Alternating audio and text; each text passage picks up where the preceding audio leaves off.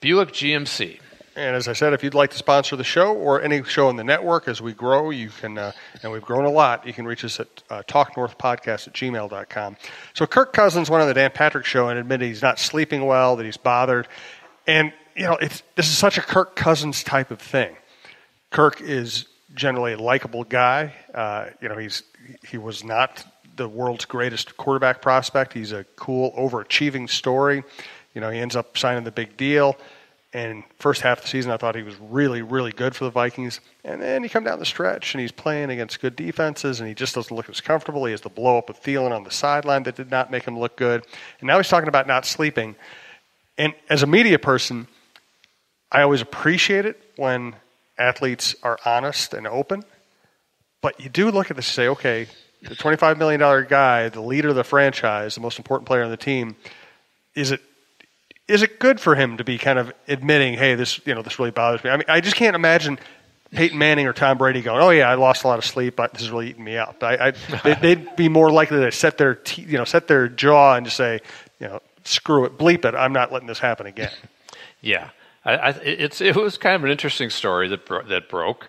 Honest about the situation and that he admits that he was disappointed in how the season turned out and. Is he not sleeping well? I don't know if that's true or not. But by the way, I really think Sleep Number should stop sponsoring Kirk Cousins since he's not sleeping well. I sleep great, so I think they should sponsor this program. Yes, right. I want to get started right now, and I do think that, as you said, he had a very good start to the season.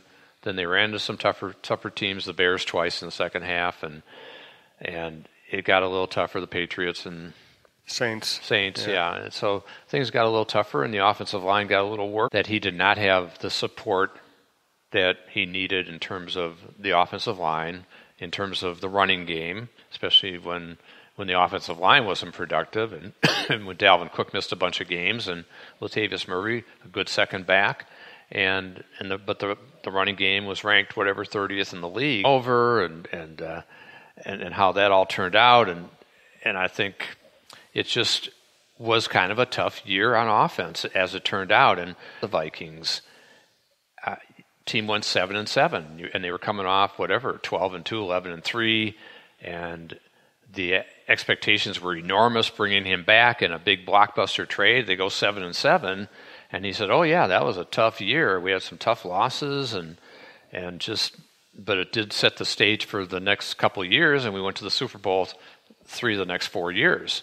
And that was with Fran Tarkenton, including an MVP season in picking 18-19, and give him some help in free agency, give him maybe some other draft choices, and then let's see, and then hopefully Dalvin Cook can stay healthy and be that impact running back that we know he can be, that we've seen.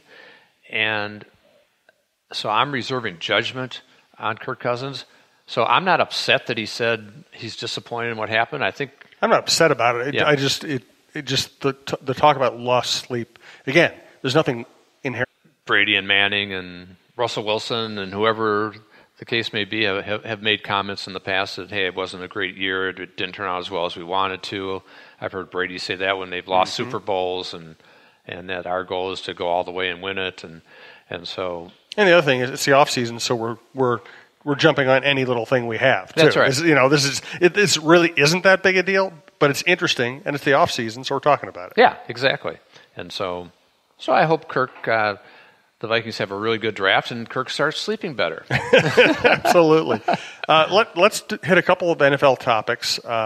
And next week we're going to talk more, next couple of weeks we're going to talk about the Combine, about you traveling to the Combine, what it's like to be a general manager or a team president this time of the year. But for this week, let's talk about a couple. Does have the option of, if he gets, he can tell teams, hey, if I don't want to play for you and you draft me, I'll go back to baseball. He probably wouldn't want to, but he can use that as leverage. So just give football over baseball. I think that he had signed the contract with the A's, had been drafted by the A's, and he's going to give back most of that $5 million. I wrote about him for my SportingNews.com story. If he's drafted where Josh Rosen was, for example, number 10 overall last year, which is where people are kind of thinking he could be somewhere around that number 10, top 10. Perhaps Dwayne Haskins is the first quarterback to go from Ohio State Murray could be the second. Drew Lock from Missouri is going to be up there. There are going to be several guys in the mix. But I wouldn't be surprised as the process unfolds and people really start studying Kyler Murray now. There is concern among some GMs about his height. He's 5'10". And personally, I was never bothered by that as a GM. And part of that is, and then you look at Drew Brees and you look at Russell Wilson as two other guys that are, I think Russell Wilson's 5'11", Drew Brees, they claim it's 6 feet. Say 6 feet. I'm not sure he's it. I remember standing next to, doing an interview with him when he was at Purdue, and he did not, I'm 5'11 and a half or so. He was about my size. Yeah. And so those are two guys that are going to be in the Hall of Fame someday, and along with Tarkin is another guy. So I'm not as worried about his height, and I think there are other issues that are going to come up for him to have to address, but the baseball thing is going to be, even though he's made the statement that I'm fully committed to football, when he gets to the combine and he's interviewed by all these teams during the interview sessions, which are a really important part of the combine, which I know very well from very persuasive to these GMs that I'm not going to scratch that baseball itch, that I'm not going to fall back on baseball, that I'm not going to be Deion Sanders and try to play a World Series game and a game for the Falcons in the same day that he did whatever it was back in the 80s or 90s and so types of things. And you don't want him skipping the off-season program to go play baseball. But final analysis, he made the right call. He can make minor league salaries for his first couple of years. So he's also got a much quicker opportunity to get to free agency and a big extension of $30 million. So that time didn't go towards his free agency. He's playing for $10.5 million this year as the MVP, and it's very rare for someone. And they'll only get it if they play well. Only get it if they play well. So there's a lot more risk. I think baseball is a tougher sport to excel at than football in terms of if you've got the God-given ability in football. There aren't as many variables. Right. Are you going to be able to hit the curveball? Are you going to be able to hit the? Can you lay off the slider in the dirt? Yeah, can you handle being getting to that zone where you're intense but relaxed, which you need in baseball. Whereas football, if you're a great athlete and you're intense, his speed, his arm, he's got a great arm. He does, and I think he's going to be a big time player in the NFL. So I think he made the right call. But that's a little bit of a concern. Yeah, absolutely. I also have a prediction to make about Kyler Murray. I think he's a great athlete with a great arm. He doesn't get many passes knocked down at the line of scrimmage. And if you look at the list of quarterbacks who have the most knockdowns at the line of scrimmage, they're all like 6'3".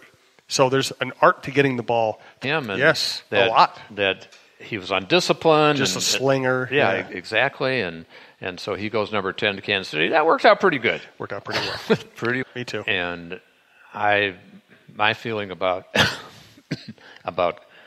Kareem Hunt and Joe Mixon in Cincinnati and Reuben Foster, I think that I know that America is the land of second chances and this and that, but some things no.